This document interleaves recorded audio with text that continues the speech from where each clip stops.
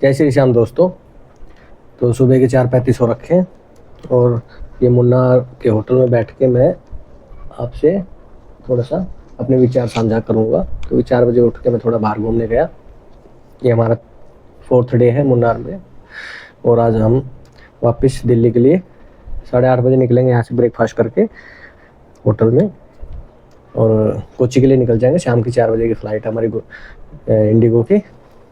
तो आज हम दिल्ली चले जाएंगे वापस। बढ़िया। तब थोड़ी तबीयत ख़राब है मेरी यार, क्योंकि है ना 4 दिन से लगातार भीग रहे थे। रेनी सीजन था मुन्नार में और थोड़ा हो जाता है, कोई बात नहीं।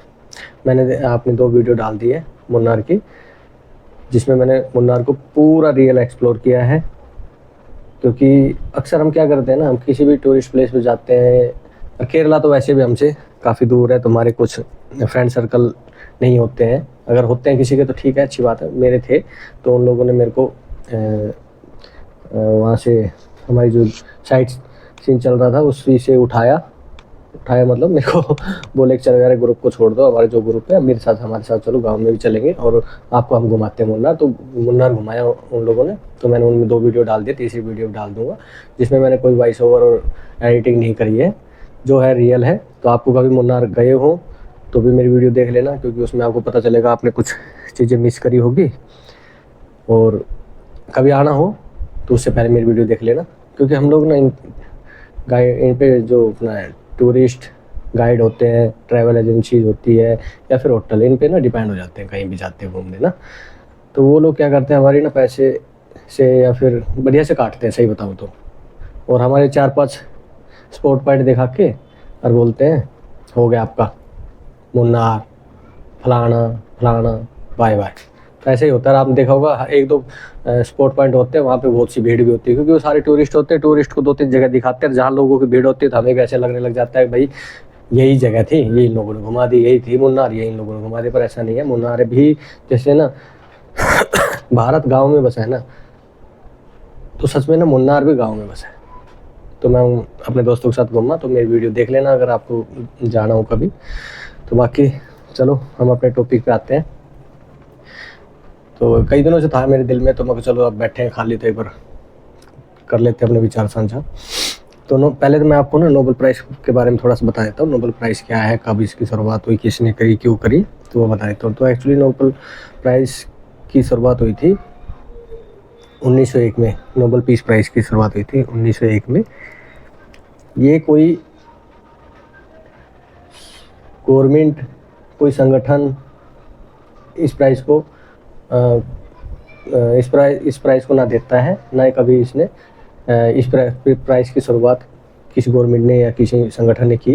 ये एक इंडिविजुअल आदमी ने इस प्राइज़ की शुरुआत करी थी, जिसका नाम था एल्फ्रेड बेनाहार्ट नोबल। ये एक बहुत बड़ा बिजनेसमैन, इंडस्ट्रियल था। इसका जन्म 1833 में एक स्वीडन की इंजीनियर फैमिली में हुआ था। और हमारे नोबल एल्फ्रेड साहब ने 350 से भी ज़्यादा हथियारों का इन्वेंशन किया, या फिर बोले तो 350 से भी ज़्यादा हथियारों का आविष्कार किया। तो एक्चुअली ना हर बिजनेस आपने देखा होगा डाउन, ख़त्म या बढ़िया चलते हुए दिखाई देते हैं हमें सबको। ऐसा ये एक हथियारों का बिजनेस एक ऐसा बिजनेस है जो ना कभी ख़त्म हुआ ना कभी डाउन हुआ, ये चलता है, चलता ही रहेगा। तो हमारा अपने एल्फ्रेड साहब ना बहुत बड़े बिजनेसमैन थे हथियारों के। तो उनके 350 हथियारों के इन्वेंशन में ना एक आविष्कार था डायनामाइट का, जो उसने खुद किया था। वो नहीं, सारे खुद किए थे, पर डायनामाइट का जो आविष्कार उसने किया था वो उसके लिए ना सीधा रामबाण साबित हुआ। भाई इतने नोट छापे, बेशुमार दौलत कमाई, और साहब हमारे चकाचौंध में रहे एल्फ्रेड साहब दौलत के। और एक्चुअली हुआ क्या, 1888 में ना एक इंसिडेंट हुआ उनके लाइफ में। तो न्यूज़पेपर में, न्यूज़ में ना एक झूठी खबर चल गई। झूठी तो नहीं थी वो, मतलब झूठी थी, मैं बताता हूँ। उसके अगले एल्फ्रेड नोबल साहब की डेथ हो गई है। एक्चुअली उस दिन ना एल्फ्रेड नोबल साहब की डेथ नहीं हुई थी, नोबल साहब की डेथ नहीं हुई थी, उनके छोटे भाई की डेथ हुई थी। और पर चलो न्यूज़ में चल पड़ा था, तो उसने कटिंग देखी, एक अखबार की कटिंग में लिखा हुआ था the merchant of death is death. जब इसने ये हेडिंग या हाईलाइट पढ़ी ना, हेडिंग पढ़ी जब अखबार की ना, जब से उसका ना हृदय परिवर्तन हो गया और वो बहुत दुखी हुआ। तब उसको एहसास हुआ कि जो हथियार या फिर डायनामाइट का जो आविष्कार किया था ना आपने, उससे कितना विनाश हुआ है। बस यही बात उसको टच कर गई। और 1885 में एक विल लिखी जिसमें ना, और 1896 में उनकी डेथ हो गई। और जब वो विल पढ़ी गई ना, तो विल में लिखा था 94% of his wealth shall be donate. किसको? उन लोगों को जो मानवता की सेवा, शांति, विज्ञान और साहित्य के क्षेत्र में बहुत बढ़िया काम करे, उनके लिए मेरे नोबल प्राइज के नाम पे उनको ये दौलत में से मतलब ये कुछ प्राइज दिया जाए उन लोगों को जो लोग मानवता की सेवा, शांति, विज्ञान और साहित्य के क्षेत्र में बहुत बढ़िया काम करते हैं। तो नोबल प्राइज 1901 में शुरुआत हुई उनकी नोबल प्राइज की। और नोबल प्राइज के बाकी पुरस्कार ना ये 5 कैटेगरी में दी जाता है, जैसे अपना फिजिक्स, केमिस्ट्री, मेडिसिन, लिटरेचर और पीस। तो उनके 4 पुरस्कार नोबल प्राइज ना स्वीडन में दिए जाते हैं, और एक नोबल पीस प्राइज पुरस्कार या peace prize Norway Nobel committee जो नॉर्वे में देती है 10 दिसंबर को। अब ये नहीं पता कि उसने अपनी विल में ये क्यों लिखा था कि 4 पीस प्राइज तो स्वीडन में दिए जाए, 4 प्राइज तो स्वीडन में दिया जाए और बाकी का एक नोबल पीस प्राइज नॉर्वे में दिया जाए, और वो नॉर्वे की कमेटी डिसाइड करे किसको देना है। तो चलो यार, ये चीज़ तो चली गई एल्फ्रेड साहब के साथ ही, ये किसी को नहीं पता आज तक, ये डिस्क्लोज नहीं हो पाई क्यों। चलो मैं आपको ये और बता दूँ, भारत में अब तक 12 लोगों को नोबल पुरस्कार मिल चुके हैं, नोबल प्राइज मिल चुके हैं, जिसमें से 5 तो भारतीय हैं और 7 भारतीय मूल के नागरिक हैं। तो उनमें से जैसे मदर टेरेसा जी है, जिनको 1979 में गरीबों और बीमारों की सेवा में कार्य करने के लिए मिला, जो कि बिल्कुल बनता है साहब। उसने तो आपने भी पढ़ा है ये, अगर भाई अपना जीवन पूरा गरीबों या फिर बीमार लोगों की सेवा के लिए समर्पित कर दिया था, तो बनता है आई सलूट नोबेल कमेटी जिसने मदर टेरेसा जी को दिया। या फिर कैलाश सत्यार्थी साहब है, जिनको 2014 में मिला। क्यों मिला था वो बताता, जो बच्चों के शोषण और बाल मजदूरी के खिलाफ उन्होंने आवाज़ उठाई, काफ़ी लड़ाइयाँ लड़ी, तो उनके लिए मिला, तो उनको भी बनता था। इसी तरह से 12 लोगों को मिल चुका है। काफ़ी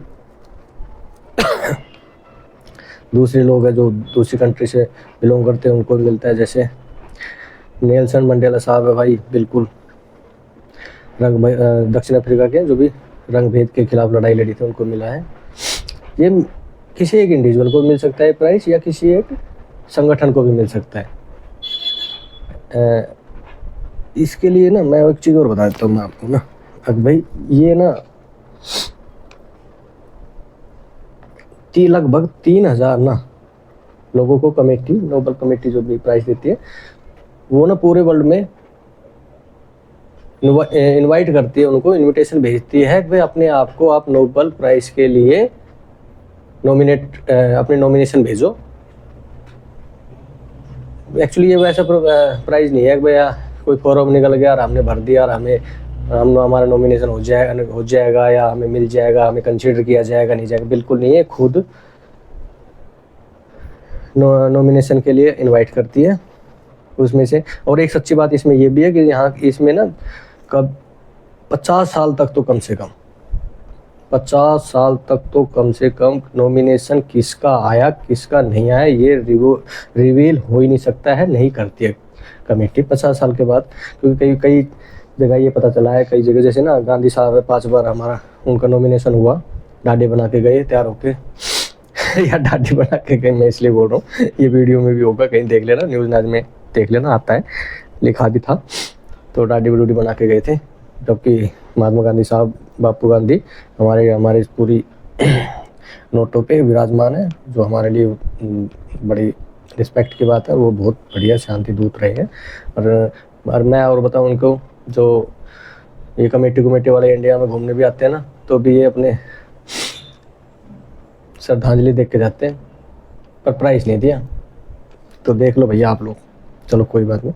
इस प्राइस में मिलता क्या क्या वो मैं बता देता हूँ। इस प्राइस की राशि लगभग 10 करोड़ रुपए है, $1 मिलियन। अब तक ये ना 100 से भी ज़्यादा लोगों को या किसी संगठन को मिल चुका है। इस प्राइस में सबसे पैसे तो है ही यार, पैसे के लिए तो कोई ज़्यादा मैटर नहीं करता। 10 करोड़ रुपया किसी के लिए या किसी को मिला बढ़िया है, पैसे मिलने चाहिए, मैं ये नहीं कर। पर जो मेडल होता है ना, ये दुनिया की सबसे बड़ी इज्जत मानी जाती है, इतना बड़ा सम्मान माना जाता है, पूछो मत। तो मेडल की वैल्यू है। जैसे ना एक बार इसके लिए मैं एक चीज़ छोटी और बताता हूँ। एक बार ना एक साइंटिस्ट था जिसको नोबेल प्राइज़ मिला, तो रशिया के उसने ना उसका ऑक्शन किया तो उसको एक रशिया के ना सबसे बड़े आदमी ने, रिचेस्ट आदमी ने उसको ख़रीदा 25 करोड़ में, और फिर उसी को वापस गिफ्ट कर दिया। तो आप देखो इसका 10 करोड़ की प्राइस तो इसको मिलता ही है, पर बाकी ऑक्शन किया तो 25 करोड़ में खरीद के वापस भी दे दिया, गिफ्ट कर दिया। तो प्राइस पैसे की वैल्यू नहीं है, इसकी इज्जत और इसका सम्मान की वैल्यू है। तो चलो ये तो थी नॉर्मल छोटी बहुत बातें। तो अब आते हैं अपने वीडियो में, हमारा मेन कंटेंट क्या था। अब भैया नोबेल प्राइज़ के लिए जो ट्रम्प साहब का ना एक तरफा प्यार है, क्योंकि नार्वे कमेटी को कोई मतलब अब तक ना प्रबंध पर अपना मैं बंदा नहीं कहूँगा यार, ट्रम्प साहब है बड़े सबसे बड़े आदमी है दुनिया के अब तो फिलहाल। तो ऐसे मतलब मेरा मानना है दुनिया में सबसे मुश्किल 2 ही चीज़ है, मैं सच बता रहा हूँ। मेरे हिसाब से दुनिया में सबसे मुश्किल 2 चीज़ें, एक तो सच्चा प्यार मिलना या फिर नोबेल प्राइज़ मिलना। क्योंकि ना नोबेल प्राइज़ मुश्किल इसलिए लग रहा है, पर ट्रम्प साहब का प्यार को देख के ना मुझे तो बड़ी चीज़ लग रही है, क्योंकि ना उनको खुद भी भरोसा नहीं है मिलेगा कि नहीं मिलेगा। पर बाकी चलो हम प्रार्थना करते हैं और ट्रम्प साहब से रिक्वेस्ट करते हैं, या तो कावड़ लिया है एक बार आके यहाँ तो 100% मिल जाएगा, या फिर अपने खाटू श्याम के दरबार पे ध्वजा चढ़ा दे रिंगत से, तो भी गारंटी है मिल ही जाएगा।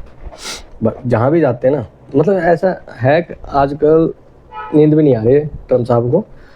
रात को सोते भी सपने में अगर ये आ गया ना, या फिर किसी ने बता दिया अक्सर ओबामा जी को प्राइज़ 2009 में मिल चुका है, तो बस समझ लो उस रात की नींद खराब हो जाती है साहब की, और उठ के ना बैठ ही जाते हैं। तो ये है, उनको हर कॉन्फ्रेंस में जाते हैं तो बढ़िया ट्वीट कर देते हैं। ट्वीट नहीं, उनका ये खुद का ही वो है। जैसे एक ट्वीट है जो अपना एक्स है ट्विटर पे को, जिसको अब एक्स बोलते हैं, मस्क साहब ने खरीद लिखा। दोनों की आजकल तो खैर लड़ाई चल रही, तो वो अपने में ट्वीट करता है, वो अपने वाले, तो वो भी एक बिजनेसमैन है, तो उनका भी कुछ कोई हैंडल चलता होगा यार।